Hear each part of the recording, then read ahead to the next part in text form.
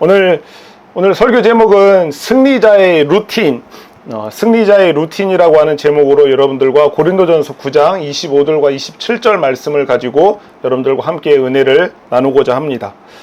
자, 여러분들 지금은 제33회 하계 올림픽인 2024 파리 올림픽이 지금 진행 중에 있습니다. 이제 아마 우리나라 시간으로는 이제 내일 새벽인 것 같은데 이제 폐막식이 얼마 남지는 않았는데 2024 파리 올림픽이 아주 성황리에 지금 진행이 되고 있죠. 이번 파리 올림픽은요 무려 206개국에서 거의 1,500명이나 되는 사람들이 참가한 올림픽이라고 합니다. 그래서 각 나라를 대표하는 그런 운동 선수들이 32개의 종목을 통해서 금운동 메달을 가리는 그런 치열한 경쟁을 지금 하고 있는 것을 우리가 TV를 통해서 보고 있습니다. 뭐 올림픽이라고 하는 것은 뭐 운동 선수가 이제 아주 주가 되는 그런 경기잖아요, 그렇죠? 그래서 각 나라에서 세계적으로 그런 유명한 선수들이 한 자리에 모여서 이 경쟁을 하는 그런 자리가 바로 올림픽인데요. 운동선수라고 해서 모두가 이 올림픽에 참여할 수 있는 것은 당연히 아니죠. 그렇죠? 내가 운동선수다라고 하면은 당연히 올림픽에 나갈 수 있는 게 아니잖아요. 국가대표가 된 선수들은 이제 그것이 끝나면은 그냥 당연하게 올림픽에 출전하는 게 아니라 국가대표가 됐으면은 국가대표가 된 다음에 올림픽에 나가는데 올림픽의 예선전을 치르게 됩니다. 그래서 예선전에서 일정한 어떤 성적을 거둬야지만 올림픽 본선에 진출해서 올림픽 무대에 설 수가 있게 되는 거죠. 그러니까 전 세계 수많은 운동선수들이 바로 이 경기를 나가고 싶어하는 꿈을 꾸면서 열심히 운동을 하는 거예요.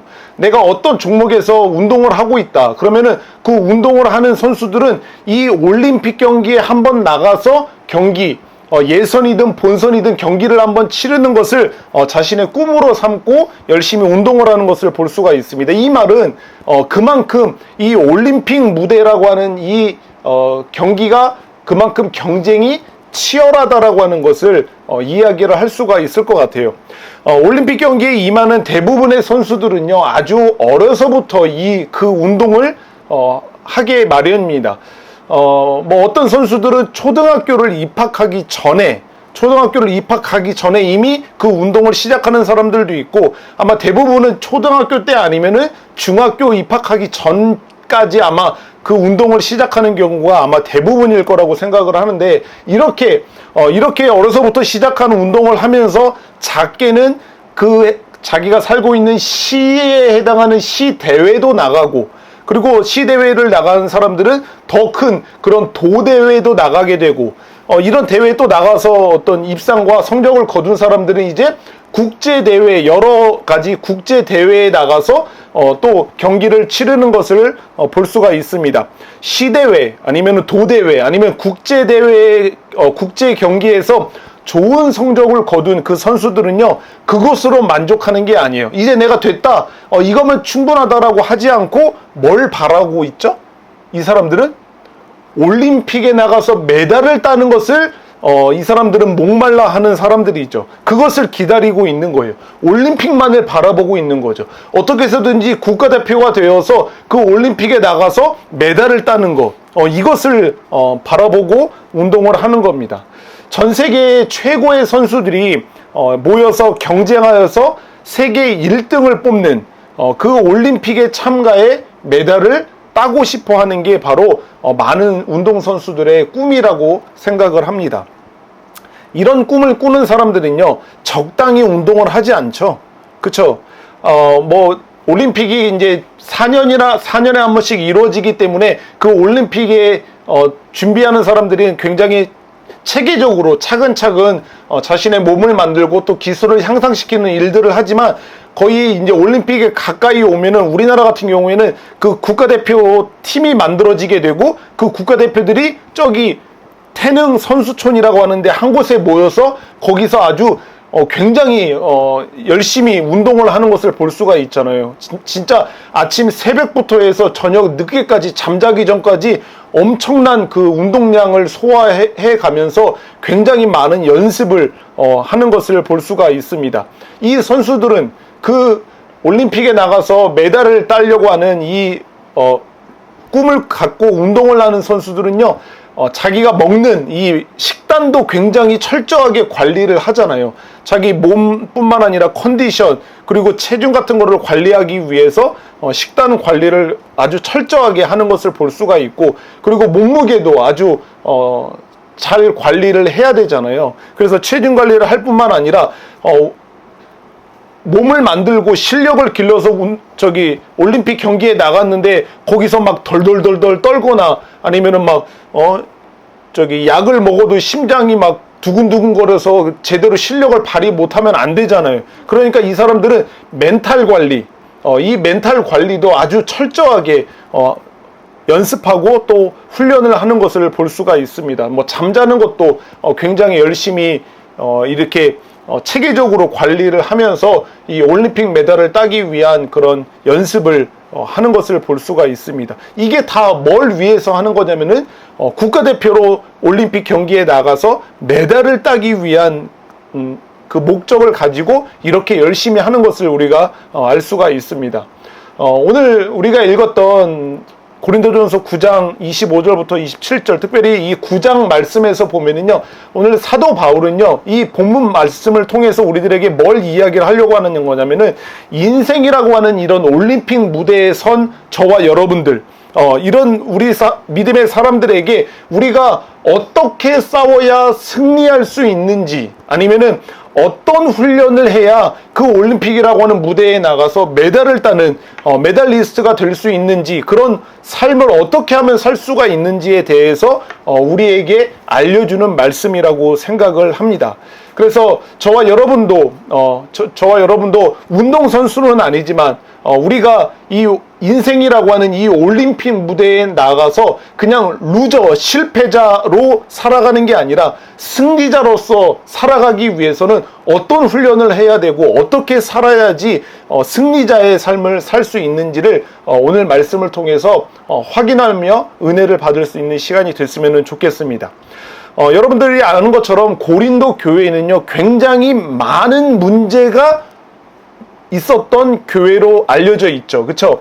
고린도전서와 고린도 후서를 읽어보면은 아주 다양한 문제를 안고 있던, 그런 다양한 문제도 적당한 문제가 아니라 굉장히 심각한 문제를 가지고 있었던 교회가 바로 고린도 교회였어요. 그런데 그 여러 가지 문제들 중에서 하나의 문제가 굉장히 심한 문제가 있었는데, 바로 지난주에도 말씀을 통해서 이야기했던 것처럼 그 교회 안에서 여러 파당을 짓는 그런 문제가 이 고린도 교회에 아주 심각한 문제로 생겨났다라고 하는 것을 우리는 말씀을 통해서 확인할 수 있거든요. 이렇게 고린도 안에서 어떤 문제가 있었냐면요, 나는 바울파다, 나는 바울에게 속한 사람이다 라고 하면서 나는 바울파라고 주장하고, 어떤 사람은 나는 바울의 그 동역자였던 나는 아볼로파다, 또 어떤 사람들은 나는 그리스도파다, 막 이렇게 이야기를 하면서 나는 이 파다 저 파다라고 하면서 그 교회 안에서 여러 파당으로 나누어져서 분열되는 그런 모습이 있었던 것을 볼 수가 있어요. 한번 여러분들 지금 성경이 펴져 있으니까 고린도전서 1장을 한번 볼까요? 한번 고린도전서 1장 12절을 한번 봅시다. 여기서 보면 아주 분명하게 그렇게 이야기를 하고 있어요. 제가 읽어볼게요. 12절, 내가 이것을 말하거니와 너희가 각각 이르되 나는 바울에게, 나는 아볼로에게, 나는 게바에게, 나는 그리스도에게 속한 자라 한다는 것이니 라고 이렇게 이야기를 하고 있잖아요. 이렇게 서로 파당을 지으면서 분열되어 있는 모습이 이 고린도 교회에 아주 두드러지는 문제 중에 하나가 이런 문제가 있었습니다. 이런 상황 속에서 나는 이 파야, 나는 저 파야, 이렇게 서로 나누어지는 그런 모습 속에서 어쩌면은 필연적으로 당연하게 나타나는 자연스러운 그런 문제가 또 뭐였냐면은, 사도 바울파에게 속한 사람들이 아닌 그 사도 바울이 아닌 다른 게바나 뭐 아볼로파, 그리스토파라고 말하는 사람들에게 있어서 이 사도 바울이라고 하는 사람의 사도권을 의심하는 일이 자연스럽게 일어나게 되는 거예요. 그러니까 내가 바울파야, 아니 내가 아볼로파야, 내가 그리스토파야. 그런데 저기 바울파 사람들을 보니까 막 자기가 바울파라고 이야기를 하는데 그 바울이 진짜 사도가 맞아? 그 사도가 아닌 거 아니야? 이렇게 의심하는 일들이 벌어졌던 거예요. 예. 그래서 그때 당시에 이 고린도 교회 사람들에게 있어서 사도 바울의 사도권을 의심하는 일들이 벌어졌는데 무엇 때문에 사도 바울의 사도권을 의심했냐면요. 지난주에도 잠깐 이야기를 하고 넘어갔던 부분인데 첫 번째는 무엇 때문에 의심했냐면요. 바울의 과거 행적 때문에 의심을 한 거예요. 바울이 어떤 사람이었어요? 철저한 아주 열심히 있는 유대인으로서 그 그리스도를 믿는 사람들과 교회를 얼마나 박해한 사람이었어요. 잡아 죽이고 막 핍박하고 그랬던 사람이라고 하는 것을 알기 때문에 그랬던 사람이 무슨 사도야 라고 하는 의심을 하게 됐고, 그리고 두 번째 의심하는 이유는 직접적으로 예수님과 만나지를 못했던 사람이거든요. 예수님께서 살아계셨을 때는 사도 바울은 직접 만난 사람이 아니에요. 그렇기 때문에 직접 예수님을 만나고 같이 사역을 한 사람도 아닌데 어떻게 자신을 사도라고 말하는 거야? 라고 하면서 의심을 했고, 그리고 또 하나는요, 사도 자격의 논란이 있었어요.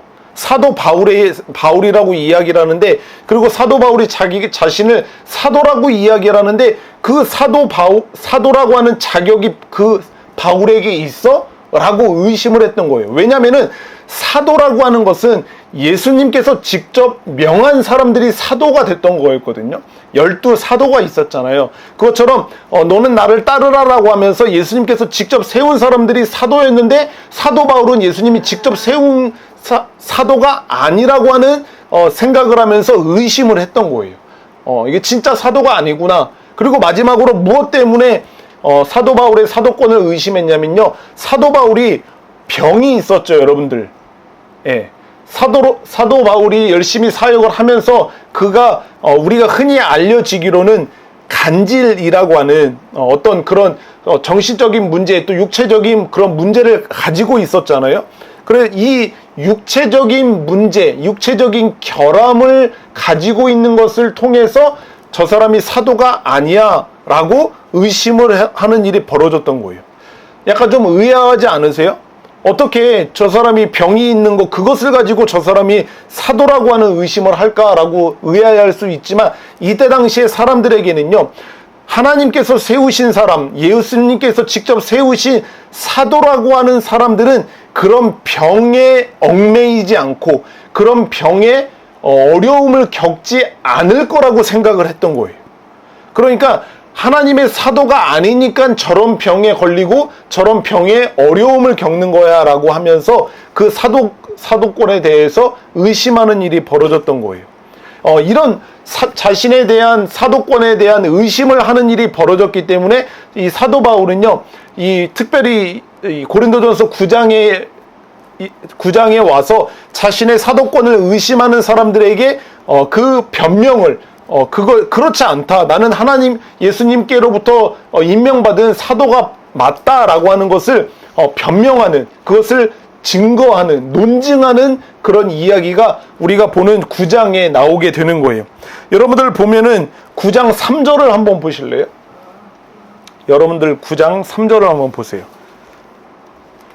9장 3절에 보면 이렇게 기록이 되어 있죠. 나를 비판하는 자들에게 변명할 것이 이것이니 라고 이렇게 이야기를 하고 있어요. 나를 비판하는 자들, 그들이 누구냐면은 사도 바울의 사도권에 대해서 의심하는 자들이었던 거예요. 그것에 대해서 지금 내가 변명할 것이 있다. 거기에 대해서 내가 할 이야기가 있다라고 하면서 그 뒤에 가서 쭉 이야기를 하고 있는 거예요. 이 사도 바울의 변명은 크게 두 가지로 볼 수가 있어요. 무엇을 가지고 지금 내가 사도가 맞다라고 하는 것을 지금 증명하고 있냐면요. 첫 번째는 한번 따라해 볼까요? 마땅히 받을 섬김을 섬김을 받지 않았다. 받지 않았다. 사도 바울은요, 지금 무엇을 가지고 자기가 사도가 맞다라고 하는 것을 증명하고 있냐면요, 자신이 마땅히 받아야 할 그 섬김이 있는데 그 섬김을 받지 않는 그 자신의 모습을 통해서 내가 사도가 맞다라고 하는 것을 지금 증명하고 있다라고 하는 말입니다. 그런데 자신이 사도가 아니라고 하는 의심하는 사람들에게 내가 진짜 사도가 맞아 라고 하는 것을 지금 사람들에게 말해주고 싶은 그 이유를 설명을 하는 거예요. 내가 마땅히 받아야 할 섬김이 나에게도 있다. 그런데 나는 그것을 사도로서 그리고 복음을 위해서 나는 그것을 마땅히 그 섬김을 받지 않고 살아가고 있다. 그러니까 나는 진정한 사도라고 내가 말할 수 있다라고 지금 이야기를 하는 거예요. 이게 무슨 말이냐면요, 당시에 여러 복음 전도자들 그리고 여러 사도들은요, 그 여러 세워진 여러 교회들로부터 후원을 받아서 그 후원금으로 여러 지역들을 다니면서 복음을 전하고 그리고 자신의 생계를 살아가는 일들이 약간 보편적이었어요. 그런데 사도 바울이라고 하는 사람은 자신이 마땅히 사도로서 그리고 복음 전도자로서 그런 교회의 지원과 후원들을 받아야 됨에도 마땅하지만 그것으로 인하여서 자기가 사도로서 행하는 일들, 복음 사역에 방해가 될까봐, 방해가 되는 일이 있을까봐 나는 그 섬김을 나는 받지 않고 그것을 거절하고 나는 내 스스로 돈을 벌어서 자비량으로 내가 지금 이 사역을 하고 있다 라고 하는 것을 이야기를 하는 겁니다. 사도 바울이 알고 있는 것처럼 사도 바울의 직업이 뭐였죠? 사도 바울은 직업이 있었어요. 그 직업이 뭐였죠? 사도 바울은 일을 하면서 사역을 했던 사람이에요. 어떤 일을 하면서 사역을 했죠? 못 들어봤어요? 예? 그렇죠. 예. 텐트 메이커였어요. 텐트를 만드는 그 일을 하면서 사람들에게 복음을 전하는 일을 하는 그런 자비량 어떤 복음 전도자가 바로 이 바울이었던 거예요. 바울은 다른 사도들이 그리했던 것처럼 교회로부터 당연히 후원을 받을 만한 당연한 자격이 있는 사람이었어요. 그럼에도 불구하고 나는 그것을 받지 않겠다. 왜냐하면 이것으로 인해서 내 하는 이 복음 사역에 해가 입을까봐 어떤 걸림이 있을까봐 나는 이것을 받지 않고 내가 열심히 일하면서 자비량으로 내가 사역을 하겠다라고 했던 사람이 바로 자신이었던 거죠. 그렇기 때문에 나는 예수 그리스도로부터 난 사도로 임명받은 자이고 그 사도로 임명받은 자로서 나는 이 복음 사역을 함에 있어서 그것에 걸림이 되는 어떤 후원과 그리고 헌금 이것을 받지 않고 내 스스로 돈을 벌면서 이 일을 하겠다라고 하는 이 이야기를 하면서 그러니까 내가 진정한 사도가 맞다라고 이야기를 하는 겁니다. 한번 다른 성경에서 사도 바울이 한 이야기를 보면은 더욱더 분명하게 우리가 그 사실을 알 수가 있거든요. 우리 데살로니가 전서를 한번 봅시다. 데살로니가 전서 2장입니다. 자, 데살로니가 전서 2장 9절에 보면은 우리 같이 읽어볼게요. 시작. 형제들아, 우리의 수고와 애쓴 것을 너희가 기억하리니 너희 아무에게도 폐를 끼치지 아니하려고 밤낮으로 일하면서 너희에게 하나님의 복음을 전하였노라. 아멘. 여기서 지금 사도 바울이 이야기하는 거예요. 거기 데살로니가 성도들에게 지금 이야기를 하는 거예요. 형제들아, 우리가 수고와 애쓴 것을 너희가 기억하리니 너희에게 아무 폐를 끼치지 아니하려고 밤낮으로 일하면서 너희에게 하나님의 복음을 전했다 내가. 이것을 말하고 있고, 그리고 데살로니가 후서에서도 보면 이렇게 말하고 있어요. 3장 8절과 9절에서 누구에게든지 음식을 값없이 먹지 않고 오직 수고하고 애써 주야로 일함은 너희에게 아무에게도 폐를 끼치지 아니하려 함이니 우리에게 권리가 없는 것이 아니요. 그러니까 지금 바울과 그와 함께 사역하고 있는 그 사람들이 그 음식을 대접받을 권리가 없는 게 아니다라고 하는 거예요. 그 권리가 없는 게 아니요. 오직 스스로 너희에게 본을 보여 우리를 본받게 하려 함이니라 라고 이야기를 하면서 바울은 철저하게 자신이 하는 일을 위해서, 그 복음 사역을 위해서 어떤 무엇인가가 방해되는 것을 하지 않으려고 하는 거죠. 그것을 자기가 마땅히 받을 권리가 있음에도, 그것을 누릴 만한 권리가 있음에도 불구하고 그것을 받지 않겠다. 그러면서 내가 스스로 일해서 너희들에게 이 복음 사역을 하겠다라고 지금 이야기를 하고 있는 겁니다. 그것을 이야기를 하면서 지금 고린도 교회 성도들에게, 그러니까 내가 사도가 맞다 라고 지금 이야기를 하고 있는 거예요. 만약에 진정한 사도가 아니라고 하면은, 자칭 사도라고 한다면은 당연히 자기가 사도로서 받을 만한 그런 권리들을 가지고 마음껏 누리고 마음껏 받으면서 그렇게 편하게 사역을 하겠잖아요. 그런데 그게 아니다. 나는 진정한 사도로서 하나님의 복음을 전하는 그 일을 위해서 방해되는 그 무엇이 있다면은 나는 그것을 거절하고 그것을 받지 않고 내가 열심히 일해서 이 복음 사역을 행하겠다라고 지금 이야기를 하고 있는 거고, 그리고 두 번째, 사도 바울이 어떤 변명을 하고 있냐면요, 한번 따라해 봅시다. 모든 사람의 종이 되었다. 사도 바울은요, 자신이 진정한 사도가 맞다라고 이야기하는 것을 뭘 가지고 또 지금 증명해내고 있냐면요, 내가 모든 사람의 종으로서 지금 사역하고 있다. 그러니까 내가 진정한 사도가 맞다라고 하는 이야기를 하고 있는 겁니다. 사도 바울은요, 어떻게 했냐면요, 사도 바울은 유대인이었지만, 그 전에는 유대인이었지만 거듭나서 예수 그리스도를 믿고 그리스도인이 된 사람이잖아요. 그쵸? 이제는 그 사람은 사도 바울이라고 하는 사람은 이제 유대교인이 아니에요. 그쵸? 유대교인이 아님에도 불구하고 그 유대인들에게 있어서는 철저하게 유대인으로서 다가가는 일을 했던 거예요. 예. 그리고 사도 바울은 유대인이잖아요. 그쵸? 유대인으로서 랍비예요. 그럼에도 불구하고 이 유대인과는 상관없는, 그리고 유대인이 굉장히 혐오하는, 싫어하는 사람들이 한 사람이 있었는데, 한 부류의 사람이 있었는데, 그 사람들이 바로 율법이 없는 사람들, 율법 아래에 있는 사람들이었거든요. 그러니까 쉽게 표현해서 이방인들이었어요. 그때 당시에.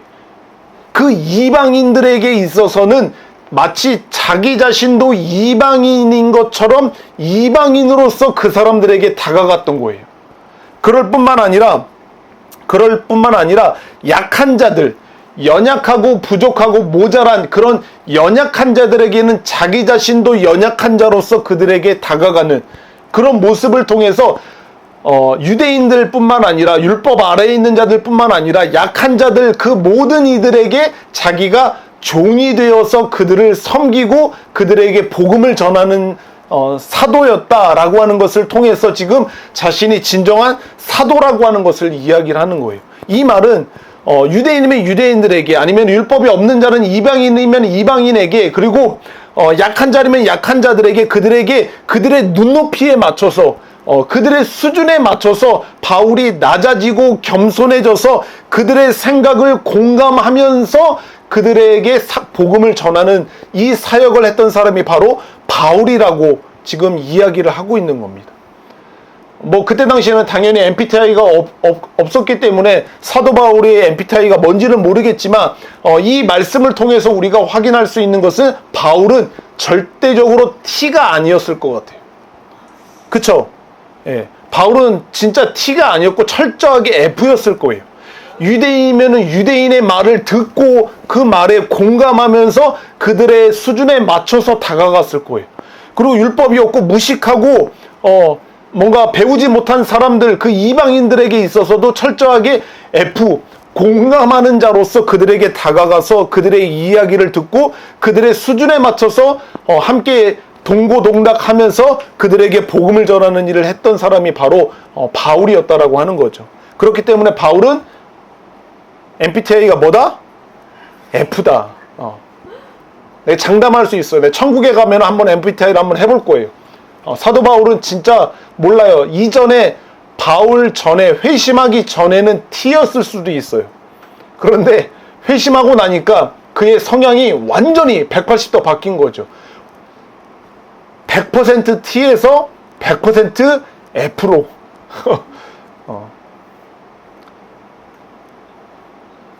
여러분들의 MBTI가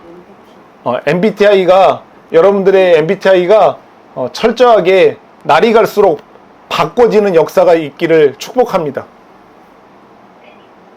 진짜예요. 예, 진짜 그래요. 우리들의 성향이, 우리가 원래 가지고 있던 그 기질이 복음의 삶을 살아가면 살아갈수록, 그 하나님의 말씀이 나를 바꿔가면 바꿔갈수록, 나는 원래 이런 사람이었던 내가 차츰차츰 그 성향과 기질들이 바뀌게 되는 거예요. 예. 그래서 어떤 사람들은 그렇게까지 이야기해요. DNA 구조가 바뀐다라고까지 이야기를 해요. 예. 정말 그런 아주 두드러지는 변화를 보이는 사람들이 있거든요. 그러니까 우리도 나는 늘 이런 사람이, 나는 원래 나 이래, 이런 것에서 멈추지 마시고 하나님의 말씀으로 우리의 삶을 바꿔내고 개혁하고 이런 삶을 살아감을 통해서 이전에 나는 그런 사람이었지만 이제 나는 달라진 삶을 살아가는 저와 여러분이 되기를 축복합니다. 아멘, 아멘, 아멘이시죠? 예, 정말 그런 모습들이 우리 가운데 보였으면 좋겠어요. 그러니까 사도 바울은 이 모든 사람들의 종이 되는 거예요. 그런데 그 무엇 때문에 모든 사람의 종이 되었냐면은 자신의 사도로서 그 복음을 위해서, 그 복음 사역을 위해서 모든 사람의 종이 되었다라고 그렇게 이야기를 하고 있는 겁니다. 그러니까 사도 바울은 철저하게 자기가 사도로서 예수 그리스도를 만나고 그 예수 그리스도로부터 임명받은 그 사도로서의 자신의 그 사명을 깨닫고 이 복음 사역을 위해서 철저하게 그렇게 이 사도로서의 삶을 산 사람이 바로 바울이었다라고 하는 것을 우리가 이 말씀을 통해서 확인을 할 수가 있습니다. 자, 그리고 나서 이렇게 자신의 변명을 하고 나서 내가 사도가 맞다. 그러니까 내가 사도로서 이 복음의 사역을 이렇게 행하고 있다라고 하는 것을 이야기를 하고 나서 우리 오늘 함께 읽었던 25절 말씀을 하는 거예요. 25절 한번 같이 읽어볼까요? 9장 25절입니다. 시작. 이기기를 다투는 자마다 모든 일에 절제하나니 그들은 썩을 승리자의 관을 얻고자 하되 우리는 썩지 아니할 것을 얻고자 하노라. 아멘. 여기서 이기기를 다투는 자마다 절제하나니라고 이렇게 이야기를 하는데 그 전에 23절에 보면은 바울이 이렇게 이야기를 시작을 하는 거예요. 내가 복음을 위하여 모든 것을 행함은, 내가 복음을 위해서 이 모든 일을 행함은 복음에 참여하고자 함이라 라고 이렇게 이야기를 하면서 이기기를 다투는 자마다 절제한다.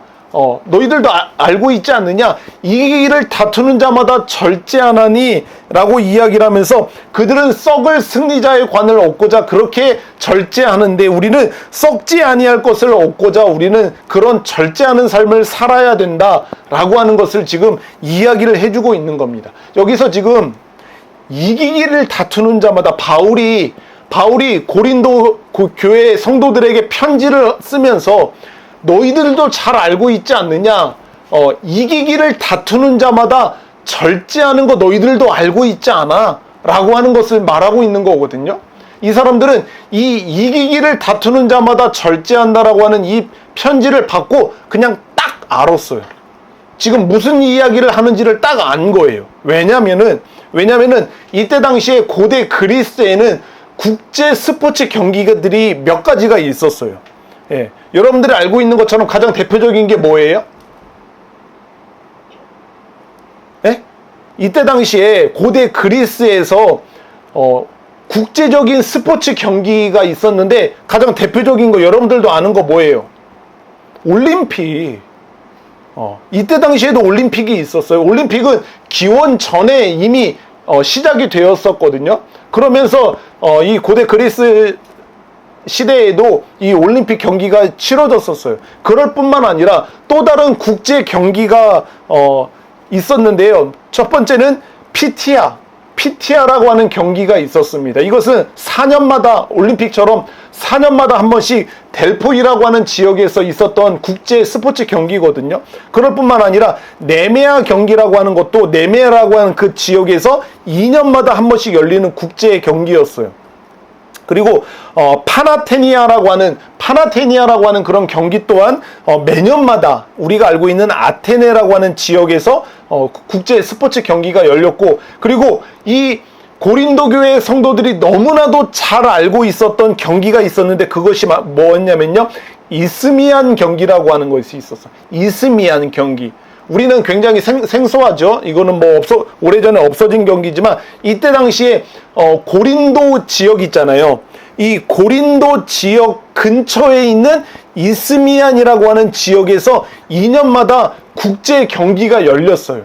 그래서 이 바로 고린도 교회 근처에 있었던 지역에서 있었던 국제 경기였기 때문에 그 경기가 굉장한 사람들에게 인기가 있었어요. 그래서 이 경기에서는 막 육상 경기도 하고, 그리고 전차 경주를 하는 것들도 하고, 그리고 특별하게 고린도 지역이 이 바다와 가까운 지역이었거든요. 고린도 지역이 바다와 가까운 지역이었는데, 이런 다른 국제 스포츠 경기와는 다르게 해상 스포츠 경기가 독특하게 열렸던 경기가 바로 이 이스미안 경기였어요. 그래서 이 고린도 지역에 살았던 이 교회의 사람들은요, 이 이스미안 경기를 보러 가고 그것을 굉장히 즐겼던 사람이기 때문에 지금 바울이 이기기를 다투는 자마다 절제한다라고 하는 말이 무슨 말인지 너무나도 잘 알았어요. 그 국제 스포츠 경기에 나오는 사람들이 그 운동 선수들이 어떻게 훈련을 하고 어떻게 절제하고 그래서 거기서 메달을 따려고 노력을 하는지를 잘 알고 있었기 때문에 사도 바울이 지금 이 비유를 들어서 하는 이 이야기를 딱 듣고 너무나도 잘 알 수 있었다라고 하는 거죠. 그런데 그것을 이야기를 하면서 너희들도 잘 아는 것처럼 그 이스미안 경기에서 선수들이 나와서 메달을 따기 위해서, 이기기를 위해서 절제하면서 그렇게 훈련하는 거 너희들도 알고 있지 않냐? 그것처럼 우리도 썩지 아니할 영광을 얻기 위해서 너희들도 절제하는 삶을 살아야 된다라고 지금 사도 바울이 권면을 하고 있는 거예요, 고린도 교회 성도들에게.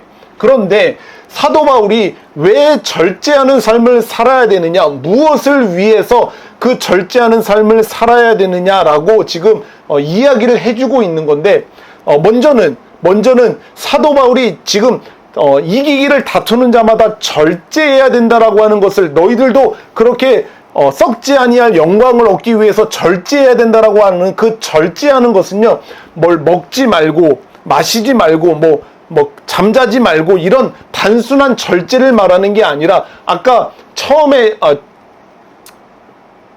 여러분들에게 이야기한 것처럼 사도 바울이 자기가 사도로서 복음을 위해서 그렇게 모든 사람의 종이 되었고, 그리고 자신이 마땅히 받아 누릴 만한 것을 받지 않고 오히려 섬기는 그런 모습을 보였던 것, 이것을 가리켜서 절제하는 삶을 말하는 거예요. 이해가 되시죠? 너희들도 그렇게 썩지 아니할 영광을 위해서 모든 사람의 종이 되고, 그리고 마땅히 너희들이 받아 누릴 것을 누리지 않는 그런 절제하는 삶을 살아갈 것을 권면한다라고 하는 말인 거예요. 아셨죠? 네. 그러면서 사도 바울이 나도 이런 절제하는 삶을 살아가는데 왜, 무엇을 위해서 이 절제하는 삶을 살아갈 것을 말하고 있냐면요, 첫 번째는 구원의 완성을 위해서 절제하는 삶을 살아야 된다라고 하는 것을 말하고 있는 겁니다. 구원의 완성을 위해서, 자기 사도 바울의 구원의 완성을 위해서 나도 절제하는 삶을 살아간다. 그러니까 너희들의 구원의 완성을 위해서 너희들도 절제하는 삶을 살아야 된다라고 하는 것을 권면하고 있는 겁니다. 자, 여러분들, 우리가 알고 있는 것처럼 구원에는 우리가 받은 구원에는 세 종류의 시제가 있죠. 그 세 종류의 시제가 뭐가 있죠?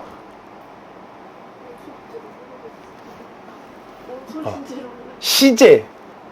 시제라고 하는 말 몰라요? 그렇죠. 예. 우리의 구원은 완벽한 그런 구원이, 우리가 구원받았으면 그 구원으로 끝나는 게 아니라, 우리가 구원받은 것은 과거의 구원이 있고 현재의 구원이 있고 그리고 앞으로 받을 미래의 구원, 이렇게 세 종류의 시제로 나눌 수가 있는 거예요.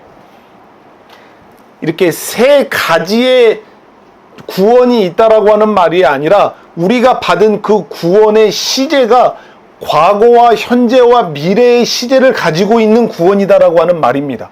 이해가 되시죠? 여러분들이 잘 이해가 되지 않으실 것 같아서 그 시제를 말하고 있는 성경을 한번 찾아보도록 하겠어요. 먼저는 지금 우리가 받고 있는 구원은 현재의 구원이라고 말할 수가 있는데, 그러면 과거의 구원을 말하고 있는 성경을 한번 찾아볼 텐데, 에베소서 2장을 한번 봅시다. 에베소서 2장 몇 절 할 것 같아요? 여러분들이 굉장히 좋아하는 말씀 중에 하나죠. 잘 아는 말씀 중에 하나. 1절. 네, 8절. 자, 같이 읽어볼게요. 시작. 너희는 그 은혜에 의하여 믿음으로 말미암아 구원을 받았으니 이것은 너희에게서 난 것이 아니요 하나님의 선물이라. 아멘. 지금 여기서 이야기하는 거예요. 너희는 구원을 받았다. 그쵸? 너희는 이미 구원을 받았다라고 이야기를 하면서 그 과거의 시제를 지금 이야기를 하고 있는 거예요. 너희는 이미 구원을 받았다.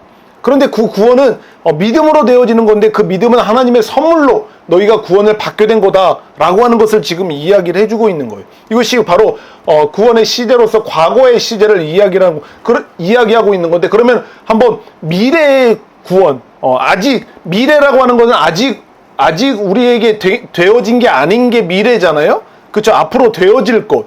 지금 우리의 구원도 아직 이루지 않은 그런 미래의 구원이 남아있는 거예요. 그것을 말하는 구절이 빌립보서에 있어요. 빌립보서 2장에 봅시다.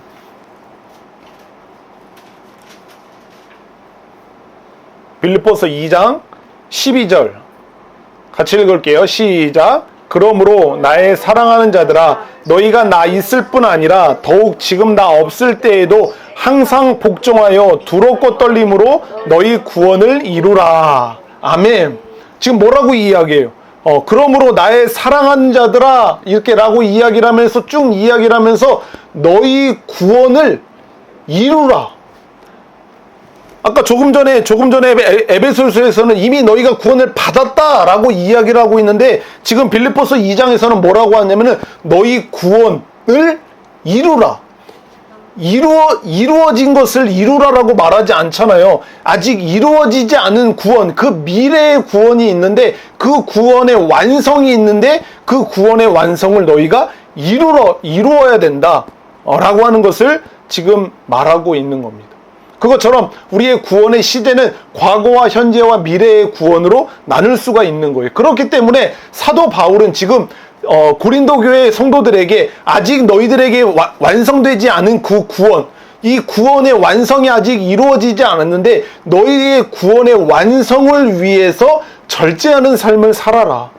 이기는 자가 이기기를 다투는 자마다 절제하는 것처럼 너희들도 너희의 구원의 완성을 이루기 위해서 절제하는 삶을 살아야 한다라고 하는 것을 말해주고 있는 겁니다. 여러분들은 오늘 죽어도 천국에 갈 구원의 확신이 있으십니까?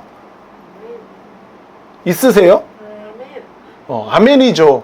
예. 그러면은 여러분들이 지금 말씀하신 그 구원의 확신은 무엇으로 근거를 삼을 수가 있으시겠습니까? 내가 무엇이 있기 때문에, 이것 때문에 나는 오늘 죽어도, 지금 당장 죽어도 천국에 갈 구원받을 확신이 있다라고 여러분들이 말할 수 있으십니까? 예? 예, 믿음이, 그쵸? 또 뭐가 여러분들의 구원의 확신의 근거가 되실 수 있겠어요?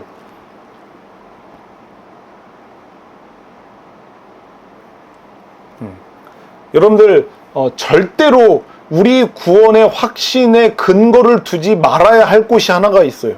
그것은 바로 우리들의 나의 개인적인 그리고 주관적인 마음의 확신이에요.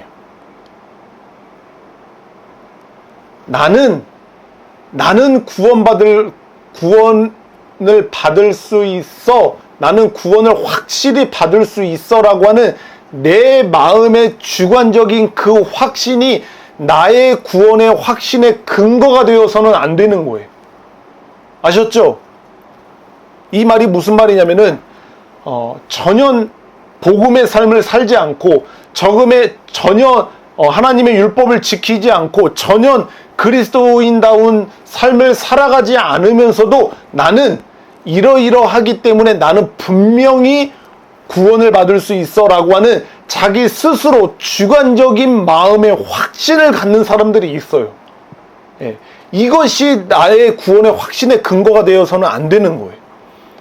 제가 몇 번 이야기 드렸잖아요. 제가 청년회 때 어렸을 때 그렇게 교회에 나가서 신앙생활 했다라고 하는 그것을 근거로 삼아서 청년회 때 예수님을 믿지도 않은 그때 누가 물어봐도 나는 그리스도인이었고, 누가 물어봐도 나는 그리스도인이었고, 그리고 누가 물어봐도 나는 천국에 갈 확신을 갖고 있었던 사람이 바로 저였던 거예요. 예. 만약에 그 확신을 갖고 만약에 생을 마감했으면 저는 지금쯤 어디에 있을지는 분명합니다. 예. 지옥에 있을 거예요. 예. 그때 당시에 만약에 내가 죽었다면 자기 마음의 주관적인 마음의 확신이 우리의 구원의 확신의 근거가 되어서는 안 되는 거죠. 우리의 구원의 시작은 누가 하셨습니까? 하나님이 하셨죠. 우리의 구원을 이루어 가시는 분이 누구십니까? 하나님이세요. 그리고 우리의 구원의 최종적인 완성은 누가 하시는 분이냐면은 하나님이 하시는 거예요. 우리의 구원은 처음부터 마지막까지 하나님의 은혜가 있어야 되는 거예요. 하나님의 은혜 아니면은 하나님의 주권으로만 우리의 구원이 시작이 되고 우리의 구원이 완성이 되는 것이 바로 우리들의 구원이라고 할 수가 있는 거예요. 그렇기 때문에 우리들의 구원의 확신은 내 마음의 주관적인 확신이 우리 구원의 확신의 근거가 되어서는 안 되고, 오늘도 지금도 내가 회개하는 삶을 살아가고 있는지, 그리고 오늘도 내가 하나님과 바른 관계를 맺고 있는지, 오늘도 그리고 지금도 내가 예수 그리스도를 의지하고 그분을 신뢰하는 그 믿음의 삶을 살아가고 있는지, 그것을 가지고 그 모습을 가지고 나의 구원의 확신의 근거로 삼아야 되는 겁니다. 아셨죠, 여러분들? 절대로 스스로의 생각으로 자기 스스로의 어떤 자기 쇠뇌로 인하여서 자기 구원의 확신을 근거로 삼아서는 안 되는 거예요. 그것처럼 위험한 거는 없어요. 하나님의 말씀에서 말하는 그 그리스도의 정상적인 삶의 모습이 내 삶 가운데 나타나고 있는지, 내가 오늘도 회개하는 예수님 앞에, 하나님 앞에 나의 죄를 고백하고 하나님 용서하여 주시옵소서, 주님 내가 회개합니다, 이런 삶을 살아가고 있는지, 그리고 내가 이 세상을 의지하지 않고 사람을 의지하지 않고 돈을 의지하지 않고 다른 어떤 것을 의지하지 않고 나의 주님을 내 마음의 보좌에 앉히고 그리고 그 주님을 의지하고 그 주님만을 신뢰하는 그런 전적인 신뢰의 삶을 내가 지금도 살아가고 있는지, 그 모습이 있음을 통해서 나는 구원받은 사람이 맞구나, 나는 오늘 죽어도 구원받을 확신이 나에게 갖고 있구나 라고 하는 것을 여러분들이 확신할 수 있어야 하는 것입니다.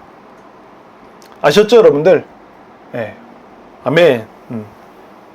그래서 우리는 우리 구원의 완성과 그리고 그 구원의 확신을 위해 이 땅에서의 삶을 절제하는 인생을 살아야 합니다. 아멘입니다. 아멘. 신앙의 자유라고 하는 핑계로, 신앙의 자유라고 하는 그 핑계로 삼아서 이 세상의 것을 마음껏 탐닉하고 그리고 이 세상의 것을 마음껏 즐겨서는 안 되는 거예요.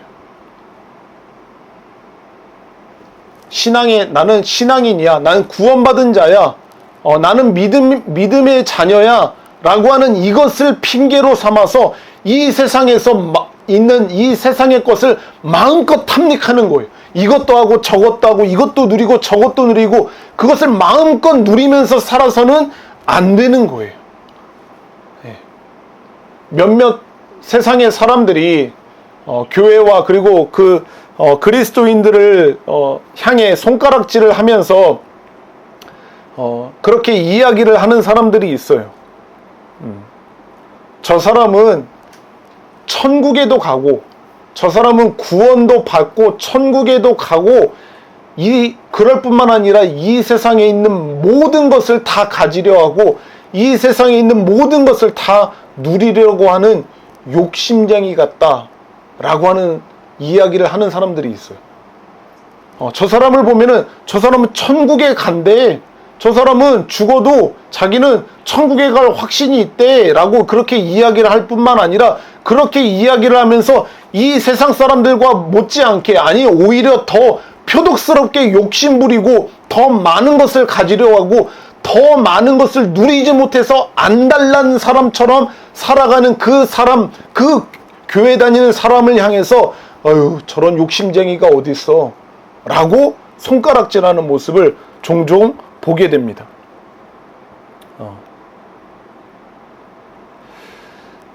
제가 생각하기에는요, 과거에는 이 교회 안에서 그리고 신앙생활하는 사람들에게 너무 많은 것을 금하면서 이렇게 신앙생활을 하게 했던 것 같아요. 이것도 하지마, 저것도 하지마, 이것도 안 돼, 저것도 안 돼 라고 하면서 너무 많은 것을 금지하면서 그렇게 신앙생활을 했다면은, 지금의 우리가 살아가는 이 시대의 신앙생활하는 모습에서는요, 좀처럼 금하는 게 없는 시대를 살아가는 것 같아요. 너무나도 양극단처럼 보여요, 제가 보기에는. 옛날에는 주일에 슈퍼도 가지 말라고 하고 음식도 사 먹지 말라고 막 이야기도 하고, 그쵸? 옷도 그렇게 입지 말고 저것도 저렇게 하지 마 라고 하면서 이것저것 금하는 일이 너무나도 율법적으로 많이 있었던 시대가 있었죠. 그런데 지금 여러분들 보세요. 주일이라고 어떤 사람들이 난 주일이라서 이거는 안 돼, 이거는 못해 라고 하는 것을 들어본 사람들이 있으세요? 좀처럼 금하는 게 없어요. 그 사람들이 말하죠. 신앙의 자유로. 나는 신앙의 자유가 있다. 나는 구원받은 자다. 나는 율법의 매인 자가 아니다. 라고 하는 이런 아름다운 미명 아래서 그렇게 자유롭게 행하는 것을 볼 수가 있습니다. 자신의 신앙을 과시하고 그리고 자신의 믿음을 향해 자만하는 사람들이 특히 이런 우를 범하는 경우가 많은 것 같아요. 자기가 스스로 생각하기에 나는 믿음이 굉장히 좋고 나는 경건의 삶을 아주 잘 살아가는 사람이야 라고 하는 사람일수록 오히려 더 이 세상의 것을 마음껏 탐닉하고 이 세상 것을 더 마음껏 누리면서 신앙생활하는 사람들이 있는 것 같아요. 나는 구원받았으니까 이거 해도 나는 전혀 나의 구원과 상관없어. 나는 믿음의 사람이니까, 나는 믿음이 있으니까 나는 이것도 하고 저것도 먹고 이것도 마시고 저런 것을 하며 살아도 나는 내 믿음은 절대로 떨어지지 않아. 내 믿음은 절대로 흔들리지 않아. 라고 이렇게 생각하면서 살아가는 사람들이 있는 것 같아요. 교만한 사람이죠. 그런 사람이 진짜 믿음이 훌륭한 사람일 리가 없어요. 그런 사람이 진짜 믿음에 성숙한 사람일 리가 없어요. 오히려 믿음에 건강하고 성숙하고 그리고 훌륭한 믿음의 소유자라고 하면은 내가 이것을 함으로 인해서 저 사람이 실족할까봐, 내가 이것을 하면은 또 내가 하나님의 이름을 모른다 하고 또 하나님의 이름을 욕되게 할까봐 그것을 하지 않는, 그것을 절제하는 모습을 보이기는 게 더 쉽지, 그렇게 방종하고 그렇게 이 세상의 것을 마음껏 탐닉하면서 살아가는 모습을 보이기는 좀처럼 어렵다라고 생각을 합니다. 사랑하는 우리 살아가는 교회 성도 여러분들도 신앙이라고 하는 자유로 인해서 이 세상의 것을 누리려고 하는 그런 시도를 멈추세요. 내가 믿음의 자녀이기 때문에, 내가 하나님의 자녀이고 내가 교회 다니는 사람이고 내가 그리스도인이기 때문에 이것 정도는 안 해도 돼. 이것 정도는 내가 누리지 않아도 괜찮아. 내가 저 지체를 위해서, 이 사람을 위해서, 내가 행하는 그 복음 사역을 위해서 내가 이것을 절제하겠어. 내가 이것을 포기하겠어. 라고 하는 그런 삶을 살아가는 저와 여러분들이 되기를 주님의 이름으로 축복합니다.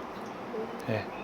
우리는 그리스도인으로서 그런 것, 이 세상의 것이 아니어도 더 좋고 더 즐거운 것을 누릴 것이 더 많아요. 예. 그딴 거 안 해도 괜찮아요. 예. 아셨죠? 네. 예. 아멘. 네. 자, 그럴 뿐만 아니라 사도 바울은 이 무엇을 위해서 지금 절제하는 삶을 살아갈 것을 이야기를 하고 있냐면요. 두 번째 이유는 무엇이냐면요. 복음 사역을 위해서입니다. 자신의 복음 사역을 위해서, 자기가 복음을 위해서 이 모든 일을 행한다. 그것은 이 복음에 참여하고자 함이다라고 이렇게 이야기를 하는 것은 이 자기가 하는 이 복음 사역을 위해서, 영혼들을 구원하는 일을 위해서 지금 자신이 절제하는 삶을 산다라고 이야기를 하고 있는 겁니다. 사도 바울은요, 아까 이야기한 것처럼 철저하게 자신이 사도로서의 그런 소명을 받은 사람이라고 하는 이런 분명한 소명을, 의식을 가지고 살았던 사람이 바로 바울이었어요. 그렇죠?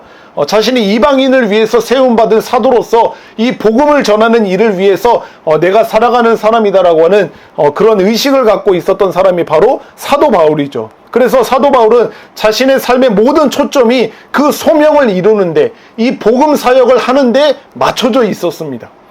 이것을 위해서 걸림이 되는 것은요, 어떤 것이든지 기꺼이 포기하고 기꺼이 희생하고 그리고 결단하는 인생을 살았던 사람이 사도 바울입니다.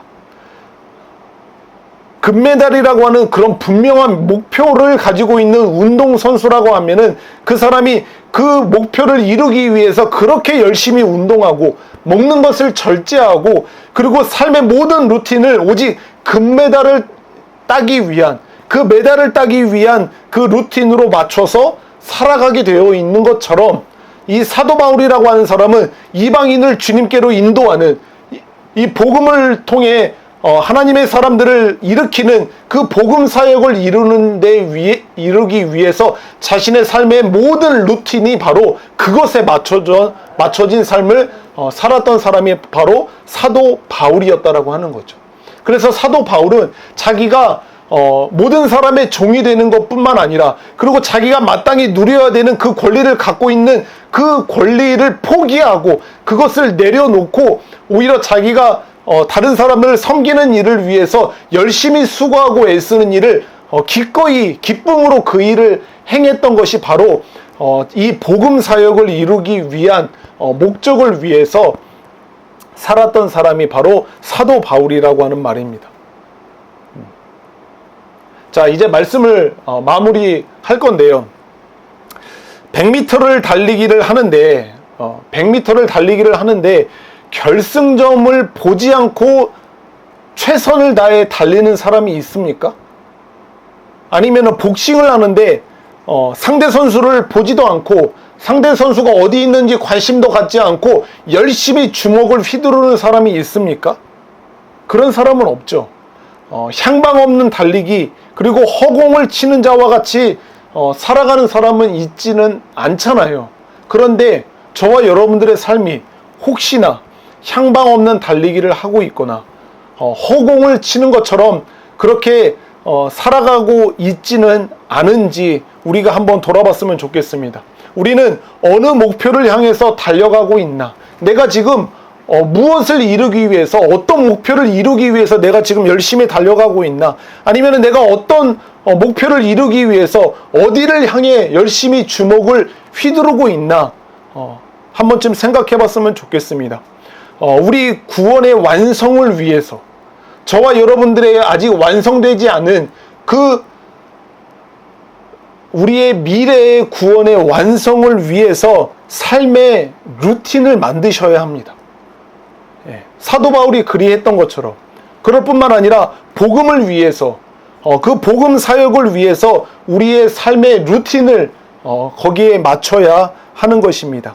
이 삶의 루틴은 승리자의 루틴으로서 구원의 완성과 복음을 위해서 마땅히 누릴 것을 포기하고, 그리고 많은 사람을 얻기 위해서 많은 사람의 종이 되는 그 루틴이라고 할 수 있는 것입니다. 이런 승리자의 루틴을 살았던 사람이, 대표적인 사람이 바로 우리가 알고 있는, 우리가 사랑하는 우리 주 예수 그리스도이십니다. 예수님께서는요, 십자가로 승리하시기 위해서 이 땅에서 마땅히 누려야 할 그 권리를 갖고 계신 분임에도 불구하고 자신이 마땅히 누릴 것을 누리지 않고 포기하면서 자신의 삶의 루틴을 사셨던 분이 바로 예수 그리스도이십니다. 예수 그리스도께서는 아버지께서 주신 사람들을 구원하기 위해서, 그 모든 사람들을 구원하시기 위해서 모든 사람의 종이 되어 낮아지고, 그리고 또 낮아지신 분이 바로 우리 주 예수 그리스도이십니다. 이 승리자의 루틴으로 하늘 보좌 우편에 앉으시기 전까지 이 땅에서의 삶을 사셨던 분이 바로 예수 그리스도이신 거예요. 사도 바울이 지금 오늘 본문에서 이야기를 하는 것처럼 자기가 마땅히 누려야 할 것들을 포기하는 그 이유, 그리고 모든 사람의 종이 되는 그 삶을 살았던 이유, 그것이 바로 예수 그리스도를 따르는 삶을 살아가기 위해서 그 삶을 살았던 거죠. 먼저 자기보다 먼저 그 삶의 루틴을 가지고 사셨던 분이 바로 예수 그리스도이시기에 자신도 그 삶의 루틴을 따라서 승리자의 루틴의 삶을 살았던 사람이 바로 사도 바울이었던 거예요. 이기기를 다투는 자마다 절제하나니, 이기기를 다투는 자마다 절제하나니. 지금 열심히 금메달을 목에 걸기 위해서 열심히 수고하는 사람들, 이런 사람들을 향해서 오늘 사도 바울이 이야기하는 것은, 이런 것은 썩어 없어질 영광이다. 잠깐은 누리겠지만 그것이 영원하지 않아서 곧 있으면 다 썩어 사라져버릴 그런 영광이다. 그것들을 위해서 열심히 싸우고 또 열심히 절제한다. 그렇지만 우리는 그런 것을 위해서 절제하는 삶을 살아가는 게 아니라, 우리는 썩지 아니할 영원한 영광을 얻고자 우리는 승리자의 루틴으로 그런 절제하는 삶을 살아가는 거다라고 말하고 있습니다. 바울은 자신의 구원의 완성을 위해서, 그리고 복음을 위해서 자신이 받아야 할 마땅한 권리를 포기하며 그것을 받지 않았고, 또한 모든 사람의 종이 되는 그런 절제하는 삶을 살았습니다. 이런 삶을 살아온 바울이 자신의 인생의 마지막 때가 되어서 이렇게 고백을 하고 있습니다.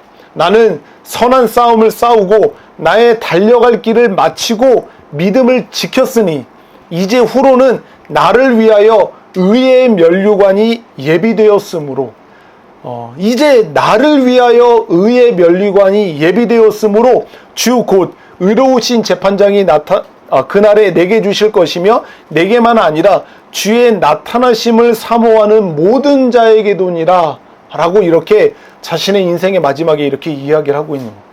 이 승리자의 루틴의 삶을 살았던, 이 절제하는 삶을 살았던 사도 바울이 이제 앞으로 나를 위해서 그의 의의 영광의 면류관이 예비되어 있다. 그런데 이게 나에게만 주어지는 게 아니라 주의 오심을 사모하는 너희에게도 이것이 예비되어 있다라고 그렇게 이야기를 하고 있는 겁니다.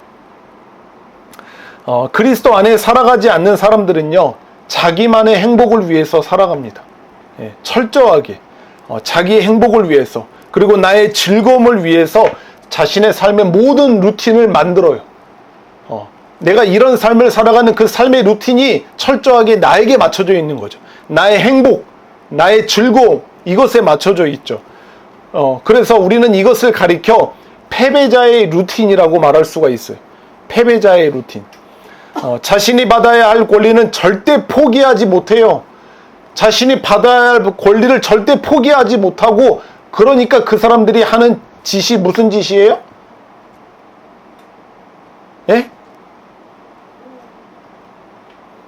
어떤 짓을 해요? 자기가 받아야 할 마땅한 권리가 있어서 어떻게 해서든지 이거를 받아 누려야 되겠다라고 하는 사람들이 하는 짓을 우리가 뭐라고 이야기해요? 갑질이라고 이야기하잖아요. 여기저기서 온갖 갑질을 하면서 살아가잖아요. 이거 내가 마땅히 누려야 될 거야. 이건 손님이 받아야 될 마땅한 거잖아. 이것은 학부모가 누려야 될 마땅한 거잖아. 이것은 교인이 누려야 될 마땅한 거잖아. 라고 하면서 온갖 갑질을 하는 거죠. 예.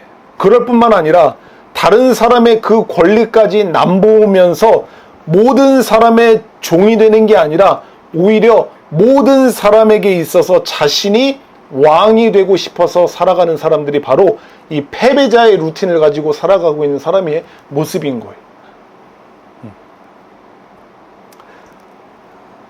베드로전서 5장 4절에 보면 이렇게 기록이 되어 있어요. 그리하면 목자장이 나타날 때에 시들지 아니하는 영광의 관을 얻으리라. 또한 야고보서 1장 12절에는 이렇게 이야기를 합니다. 시험을 참는 자는 복이 있나니 이는 시련을 견디어낸 자가 주께서 자기를 사랑하는 자들에게 약속하신 생명의 면류관을 얻을 것이기 때문이라. 아멘. 아멘. 자기를 사랑하는 자들에게 약속하신 생명의 면류관을 얻을 것이기 때문에 시험을 참아야 된다. 라고 하는 것을 이야기를 하고 있는 겁니다. 사랑하는 여러분, 예수 그리스도를 신뢰하고 신앙하는 우리가 살아가는 인생이라고 하는 이 올림픽 무대에서 치열한 싸움, 믿음의 싸움을 싸우며 그 승리자의 루틴으로 절제하는 삶을 우리가 묵묵히 살아갈 때 때가 되면 올림픽 수상대의 가장 높은 곳에 당당히 서서 우리 하나님 아버지께서 씌워주시는 그 영광의 면류관을 여러분 모두가 우리 모두가 받게 될 것입니다. 아멘. 예. 그날이 분명히 오게 될 거예요. 예. 지금은 치열하게 그 승리자의 루틴에 그 절제하는 삶을 지금은 살아가고 있지만 때가 되면 그것을 참고 견디고 그 승리자의 루틴의 삶을 살아가고 계시다 보면 때가 되면 우리 하나님 아버지께서 우리를 가장 높은 시상대에 우리를 세워주셔서 그곳에서 모든 사람이 지켜보는 가운데 우리에게 영광의 면류관을 씌워주시는 그날이 반드시 임하게 될 거라고 하나님은 우리에게 말씀하고 계십니다. 우리 모두 예수님을 본받아, 그리고 오늘 본문의 사도 바울을 본받아 구원의 완성과, 저와 여러분들의 구원의 완성과 그리고 복음의 그 사역을 위해서 승리자의 루틴으로 저와 여러분들의 인생을 살아가시는 하나님의 자녀가 다 되시기를 예수 그리스도의 이름으로 축복드립니다. 아멘. 아멘. 아멘.